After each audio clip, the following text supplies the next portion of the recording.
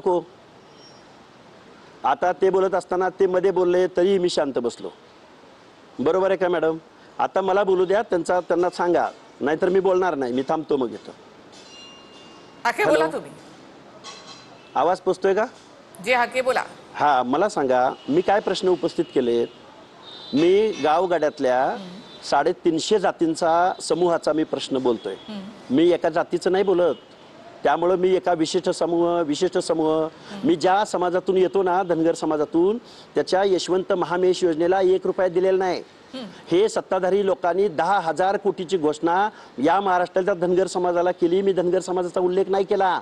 मी ओबीसीच्या योजनांसाठी जे महाज्योती विद्यार्थ्यांसाठी निर्माण झाली त्या पोरांचा नोंदणीपासून पुढचा फरक मिळत नाही त्या मुलांना. त्या मुलांचा मी प्रश्न उपस्थित केला होता. मला आमदार करू नका, मला खासदार करू नका, मला काही गरज नाही तुमच्या या राजकीय गोष्टींची. अहो, मी एक सामान्य माणूस आहे. मी प्रश्न उपस्थित करतोय, त्याची उत्तर येणं अपेक्षित होतं. तुम्ही मला राव पर्सनल माझ्या केसावर बोलताय. मग तो कसा झाला, गाडी ह्या त्या या गोष्टी नाहीत ना. आणि आजची बातमी निकला मॅडम अशी आहे की आदिवासीवर म्हणालात तुम्ही निधी देताना लकवा मारतोय का असंही तुम्ही म्हणता. सुरुवात तुम्ही गोचिडापासून केली. मला मुद्देच मांडायचे तर मग धरणवीर आहेत. तुम्हाला आम्ही तर व्यक्तिगत महाराष्ट्रातल्या जनतेला तोंड दाखवायला जागा राहणार नाही. आम्हाला व्यक्तिगत जायला लावू नका. व्यक्तिगत जर गेलो आम्ही तर तुम्हाला समाजात सोडा, घरी तोंड दाखवायला. लक्ष्मण हाके उठून गेलेले आहेत. आम्हाला भिडायला येऊ नका. तुम्हाला चर्चा करायची आहे, संविधानिक चर्चा करू. आताच तुम्ही खोटं बोलले, समाजाला खोटं बोलले. पुण्यशौलक अहिल्यादेवी होळकर शेळी मेंढी महामंडळाला या बजेटमध्ये 40 कोटी रुपये सांगू.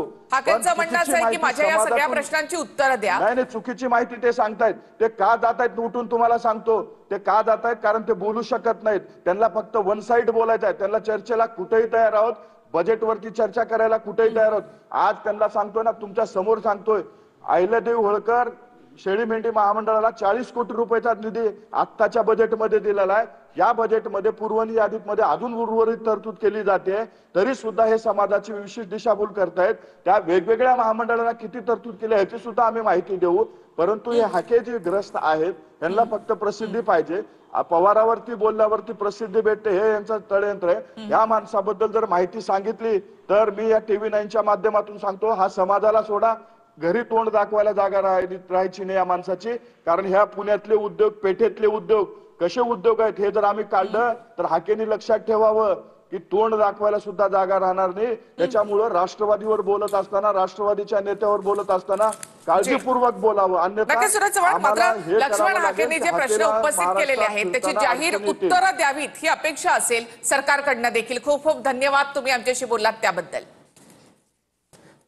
आणि महत्त्वाची बातमी आपण पाहूयात की मला खासदार व्हायचं नाही, आमदारही व्हायचं नाही, जनतेचे प्रश्न मांडायचे आहेत असं लक्ष्मण हाकेंनी म्हटलं. अजित पवार धरणवीर आहेत अशी टीका लक्ष्मण हाके यांनी केली आहे.